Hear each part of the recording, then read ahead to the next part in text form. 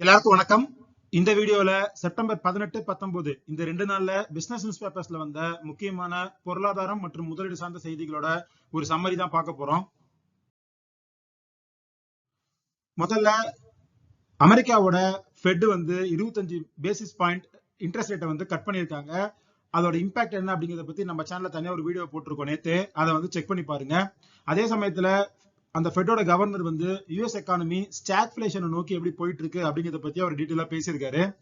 அடுத்து இன்னொரு பெரிய டெவலப்மெண்ட் என்ன நடந்திருக்கு அப்படின்னா, அமெரிக்காவுக்கும் இந்தியாவுக்குமான அந்த ட்ரேட் டீல்ல ஒரு சில இம்ப்ரூவ்மெண்ட்ஸ் நடந்திருக்கு. இந்தியாவோட சீஃப் எக்கனாமிக் அட்வைசர் என்ன சொல்லியிருக்காங்க அப்படின்னா, நவம்பர் 30க்குள்ள அமெரிக்கா ரஷ்யால நம்ம ஆயில் வாங்குறோம் அப்படிங்கிறதுக்காக நம்ம மேல போட்ட அந்த 25% எக்ஸ்ட்ரா டாரிஃப் அப்படிங்கிறது ரிமூவ் பண்ணப்படும் அப்படிங்கிற மாதிரி ஒரு ஹோப் சொல்லியிருக்காரு. அதே மாதிரி ஆல்ரெடி அந்த 25% ரெசிப்ரோக்கல் டாரிஃப் 10ல இருந்து 15% குறையும் அப்படிங்கிற மாதிரி சொல்லியிருக்காரு. ஸோ ஓவராலா இப்போ 50% டாரிஃப் இருக்கிறது நவம்பர் எண்டுக்குள்ள 10ல இருந்து 15% டாரிஃபா குறையும் அப்படிங்கிற மாதிரி அவர் ஹோப்ஸ் தெரிவிச்சிருக்காரு. ஸோ டாக்ஸ்ல ஒரு சில இம்ப்ரூவ்மெண்ட்ஸ் நடந்திருக்கு அப்படிங்கிறத பத்தி அவர் சொல்லியிருக்காரு. அடுத்து கொஞ்ச நாளைக்கு முன்னாடி அதானி ஸ்டாக்ஸ் எல்லாத்து மேலயுமே ஹைடன்பர்க் ஒரு சில அலிகேஷன்ஸ் வச்சிருந்தாங்க. அந்த டைம்ல அதானி ஸ்டாக் எல்லாமே பயங்கரமா அடி வாங்கியிருந்தது. இப்போ செபி அந்த கேஸை இன்வெஸ்டிகேட் பண்ணி அதானி மேல எந்த குற்றமும் இல்ல அப்படிங்கிற மாதிரி அனௌன்ஸ் பண்ணிட்டாங்க. அடுத்து ஜப்பானோட சுமிட்டோமோ பேங்க் இந்தியால எஸ் பேங்க்ல ஸ்டேக் வாங்குறதுக்கு ஆர்வமா இருந்தாங்க. செபி அவங்களுக்கு 25% கிட்ட ஸ்டேக்கை அக்யூர் பண்றதுக்கு அப்ரூவல் கொடுத்திருந்தாங்க. இந்த சுமிட்டோமோ பேங்க் எஸ்பிஐ அது மட்டும் இல்லாம ஒரு சில பேங்க்ஸ் கிட்ட இருக்கிற அந்த எஸ் பேங்கோட ஸ்டேக்கை வாங்குறதுக்கு ஸ்டார்ட் பண்ணியிருந்தாங்க. இப்போ என்ன அப்டேட் கொடுத்திருக்காங்க அப்படின்னா, அவங்க அந்த 20% ஸ்டேக்கை நாங்க பை பண்ணி முடிச்சிட்டோம் எஸ்பிஐ அண்ட் அதர் பேங்க்ஸ் கிட்ட அப்படின்னு சொல்லியிருக்காங்க. எஸ்பிஐ இந்த ஸ்டேக் அவங்க கிட்ட கொடுத்ததுக்கு அப்புறமும் இன்னமும் எஸ் பேங்க்ல 10% ஸ்டேக் வச்சிருக்காங்க.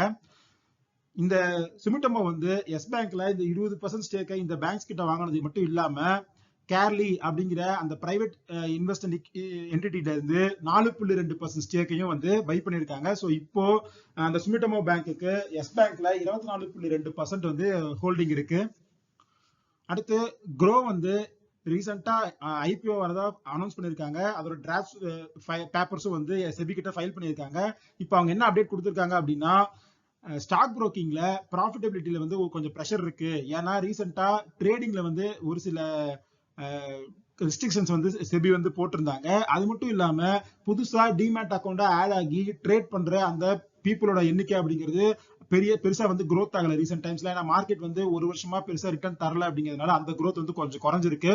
சோ அதனால நாங்க ரெண்ட் கொடுக்கறதுக்காக அதாவது கடன் கொடுக்கிற வகையில எங்களோட ஃபோக்கஸ் ஷிஃப்ட் பண்ண போறோம் அப்படின்னு சொல்லியிருக்காங்க. சோ இனிமே அவங்களும் கடன் கொடுத்து அது மூலமா பிசினஸ் பண்ண போறோம் அப்படிங்கிற மாதிரி சொல்லியிருக்காங்க.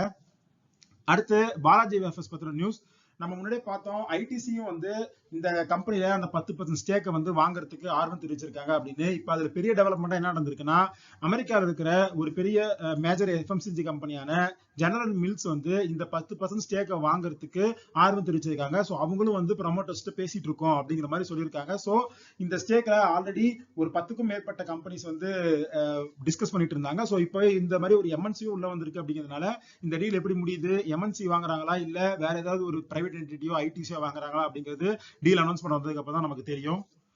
அடுத்து ஆட்டோ செக்டர்ல கடந்த ஒரு 2-3 மாசமாவே அந்த கிரிட்டிக்கல் மினரல்ஸ் ஷார்டேஜ் அப்படிங்கிற இஷ்யூ போயிட்டே இருக்கு.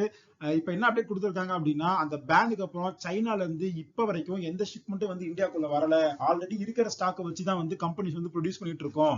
அதனால கவர்மெண்ட் இதுல கண்டிப்பா ஒரு ஸ்டெப் எடுக்கணும். சைனா கிட்ட பேசி அந்த சப்ளைஸ் ரிவோக் பண்ணணும். இல்லைன்னா அப்கமிங் மந்த்ஸ்ல ப்ரொடக்ஷன் அப்படிங்கிறது ஹால்ட் ஆகிறதுக்கான சான்சஸ் இருக்கு அப்படின்னு சொல்லியிருக்காங்க. இப்ப ரீசெண்டா ஜிஎஸ்டி கட்டுக்கு அப்புறம் சேல் அதிகமாகும் அப்படிங்கிற ஒரு பாசிட்டிவ் வைப் இருக்கு ஆட்டோமொபைல் செக்டர்ல. பட் ஆனா இந்த கிரிட்டிக்கல் மினரல்ஸ் சப்ளை அப்படிங்கிறது ஒரு ரிஸ்கா இந்த ஸ்டாக்ஸ் எல்லாத்துக்குமே இன்னமும் இருக்கு.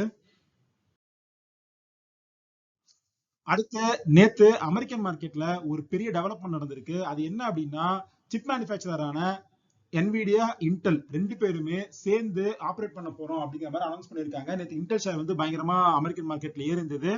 அதுக்கு என்ன காரணம் அப்படின்னா, என்விடியா என்ன சொல்லியிருக்காங்க அப்படின்னா, இன்டெல் கூட சேர்ந்து நாங்க சிப்ஸை வந்து டிசைன் பண்ண போறோம். அது மட்டும் இல்லாம $5 பில்லியன் வந்து நாங்க இன்வெஸ்ட் பண்ணி 4% ஸ்டேக் வந்து இன்டெல்ல வாங்க போறோம் அப்படின்னு சொல்லியிருக்காங்க. ஒரு மாசத்துக்கு முன்னாடி அமெரிக்கன் கவர்மெண்டே வந்து இன்டெல்ல ஒரு சில 10% கிட்ட ஸ்டேக் வந்து வாங்கியிருந்தாங்க. இப்போ என்விடியாவும் வந்து 4% ஸ்டேக் வந்து இன்டெல் கூட வாங்கியிருக்கிறதுனால இன்டெல் இருக்கிற பிரச்சனை, இன்டெல் கம்பெனிக்கு இருக்கிற பிரச்சனை வந்து ஓரளவு ஷார்ட் அவுட் ஆகும்.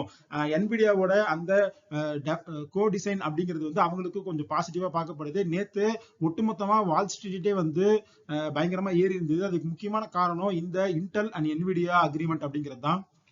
அடுத்து கடந்த 2025 ஃபுல்லாவே இந்தியன் ருப்பி அப்படிங்கிறது டாலருக்கு எகெயின்ஸ்டா கீழே விழுந்துட்டே இருக்கு. இப்ப என்ன சொல்லியிருக்காங்க இந்த ஆர்டிக்கல்ல அப்படின்னா, ரூபா வந்து டாலருக்கு எகெயின்ஸ்டா மட்டும் இல்ல, மத்த எமர்ஜிங் கண்ட்ரிஸ் கரன்சிக்கு எகெயின்ஸ்டாவும் கீழே தான் விழுந்திருக்கு. கம்பேர் பண்ணி பார்க்கும்போது இந்தியன் ருப்பி தான் -2.6% வந்து பர்ஃபார்ம் பண்ணிருக்கு. நமக்கு அடுத்து இருக்கிறது இந்தோனேஷியா, அதுக்கப்புறம் ஹாங்காங். நல்லா பர்ஃபார்ம் இருக்கிற கண்ட்ரிஸோட கரன்சிஸ் அப்படின்னு பார்த்தோம்னா ரஷ்யா, பிரேசில், மெக்சிகோ இந்த மாதிரி கண்ட்ரிஸோட கரன்சிஸ் வந்து நல்லா பர்ஃபார்ம் பண்ணிருக்கு. பட் ஆனா இந்தியாவோட பர்ஃபார்மன்ஸ் அப்படிங்கிறது கொஞ்சம் மோசமா தான் இருக்கு. அதுக்கு முக்கியமான காரணமா என்ன சொல்றாங்க இந்த ஆர்டிக்கல்ல அப்படின்னா, அமெரிக்கா இந்தியா மேல போட்ட 50% டேரிஃப் அப்படிங்கிறது வந்து இந்தியன் எக்கானமி மேலயும் எக்ஸ்போர்ட்ஸ் மேலயும் ஒரு பயங்கரமான எஃபெக்ட் வந்து ஏற்படுத்தி இருக்கு. ஸோ இதனாலதான் இந்தியன் ரூபியோட இந்த பர்ஃபார்மன்ஸ் வந்து இந்த அளவுக்கு மோசமா இருக்கு அப்படின்னு சொல்லியிருக்காங்க. அடுத்து ஜிஎஸ்டி ரேட் கட், அது வந்து செப்டம்பர் 22 ரோல் த்ரூ ஆக போகுது. மாருதி சுசுகி வந்து அவங்களோட கார்ஸோட பிரைஸ 24% வரைக்கும் ஜிஎஸ்டி ரேட் கட்டுக்கு அப்புறம் பண்ணிருக்கோம் அப்படிங்கிற மாதிரி அனௌன்ஸ் பண்ணியிருக்காங்க. அதே மாதிரி இந்தியன் மார்க்கெட்ல எடுத்து பார்த்தோம் அப்படின்னா ஃபெட்டோட ரேட் கட் அப்படிங்கிறது நேற்று இந்தியன் மார்க்கெட்ல ரிஃப்ளெக்ட் ஆயிருந்தது. சென்செக்ஸ் வந்து 83,000க்கு மேல வந்து க்ளோஸ் ஆயிருந்தது. ஆக்சுவலி காலையில பயங்கரமா ஏறி இருந்தது, அதுக்கப்புறம் திரும்ப கீழே விழுந்து ஓரளவுக்கு ஒரு மார்ஜினல் கெயினோட வந்து நேற்று மார்க்கெட் க்ளோஸ் ஆயிருந்தது. இந்த டைம்ல இந்தியன் மார்க்கெட்ல இன்னொரு பெரிய அப்டேட் என்ன அப்படின்னா, எட்டர்னல் ஷேர், அதாவது ஜொமேட்டோட பேரண்ட் கம்பெனி வந்து மார்க்கெட் கேப்ல 3.26 லட்சத்தை வந்து எட்டியிருக்கு. நம்ம நேத்தே பார்த்தோம் அவங்க வந்து நிஃப்டி 50ல இருந்து டாப் 25 கம்பெனிஸ்குள்ள போயிட்டாங்க அப்படின்னு. இந்த மார்க்கெட் கேப்ல அவங்க HAL, டைட்டன் இந்த 2 கம்பெனியோட ஒரு பெரிய கம்பெனியா வந்து உருவாக்கி இருக்காங்க. பட் ஆனா இதோட PE அப்படிங்கிறது 1000 PEக்கு மேல இருக்கு. இதுல வந்து கிரேசியான வேல்யூவேஷன்ஸ்ல வந்து இந்த ஷேர் வந்து ட்ரேட் ஆயிட்டு இருக்கு அப்படின்னு நம்ம சொல்லலாம். அடுத்து NBFC பத்தி ஒரு ஆர்டிகல் வந்திருக்கு. ஒரு 2 வருஷமாவே NBFCs வந்து பயங்கர பிரஷர்ல தான் இருக்காங்க. இந்த வருஷமும் அவங்களுக்கு டெபாசிட் அப்படிங்கிறது பெருசா வரல. ஆனா கிரெடிட் கோத் வந்து கொஞ்சம் நல்லா இருக்கு. அது லாஸ்ட் இயரோட கம்மியா இருந்தாலும் டெபாசிட்ஸோட கிரெடிட் கோத் வந்து ஓரளவுக்கு ஓகேவா இருக்கு அப்படின்னு சொல்லியிருக்காங்க. பிரைவேட் செக்டர்ல இருந்து இன்வெஸ்ட்மெண்ட் அப்படிங்கிறது NBFCஸ்குள்ள வரவே இல்லை. அதனாலதான் அந்த செக்டர் வந்து இன்னும் ஸ்ட்ரகிள் பண்ணிட்டு இருக்காங்க அப்படின்னு சொல்லியிருக்காங்க. அடுத்து இந்த ரேட் கட்டுக்கு அப்புறம் FPIs வந்து இந்தியன் மார்க்கெட்டுக்குள்ள வருவாங்களா அப்படிங்கறத பத்தி ஒரு ஆர்டிகல் இருக்கு. அந்த ஆர்டிகல் என்ன சொல்லியிருக்காங்கன்னா, ஹிஸ்டரி பார்த்தோம் அப்படின்னா ரேட் கட் நடந்ததுக்கு அப்புறம் இந்தியன் மார்க்கெட்ல ஃபாரின் இன்வெஸ்டர்ஸ் வர்றது அப்படிங்கிறது அதிகமா இருக்கு. பட் ஆனா இந்த டைம்ல அது நடக்கிறதுக்கான சான்சஸ் வந்து கொஞ்சம் கம்மியா இருக்கு அப்படிங்கிற மாதிரி சொல்லியிருக்காங்க. அதுக்கு முக்கியமான காரணம் என்ன அப்படின்னா, ஒண்ணு கம்பேரிட்டிவ்லி இந்தியாவோட மார்க்கெட் அப்படிங்கிறது இன்னமும் வேல்யூவேஷன் கொஞ்சம் அதிகமா தான் இருக்கு. அதே மாதிரி இந்தியாவோட growth, GDP growth அப்படிங்கிறதும் கம்பெனிஸோட ஏர்னிங்ஸ் growth அப்படிங்கிறதும் பெருசா இல்ல. சோ இந்த 2 காரணங்களால FPIs வந்து இந்தியாவை பாக்குறதை விட சைனாக்கு இன்வெஸ்ட்மெண்ட்ஸ் போறதுக்கான சான்சஸ் இருக்கு. அது எப்படி பேன் அவுட் ஆகுது அப்படிங்கிறது நம்ம பொறுத்து இருந்து பார்த்தா தான் தெரியும். பட் ஆனா அது வந்து ஹிஸ்டரியில இருக்கிற அளவுக்கு அதிகமா FPI ப்ளஸ் வந்து இந்த தடவை இருக்காது அப்படிங்கிற மாதிரி இந்த ஆர்டிகல்ல சொல்லியிருக்காங்க. சோ இதெல்லாம் தான் இந்த 2 நாள்ல பிசினஸ் நியூஸ் பர்பஸ் வந்த முக்கியமான பிசினஸ் நியூஸ் அண்ட் அப்டேட்ஸ். இந்த வீடியோ வந்து உங்களுக்கு ஹெல்ப்ஃபுல்லா இருக்கும் நம்புறேன். இந்த வீடியோ பிடிச்சிருந்தா இந்த வீடியோ லைக் பண்ணுங்க, நம்ம சேனலை சப்ஸ்கிரைப் பண்ணுங்க. இதே மாதிரி இன்னொரு வீடியோல உங்களை சந்திக்கிறேன். நன்றி, வணக்கம்.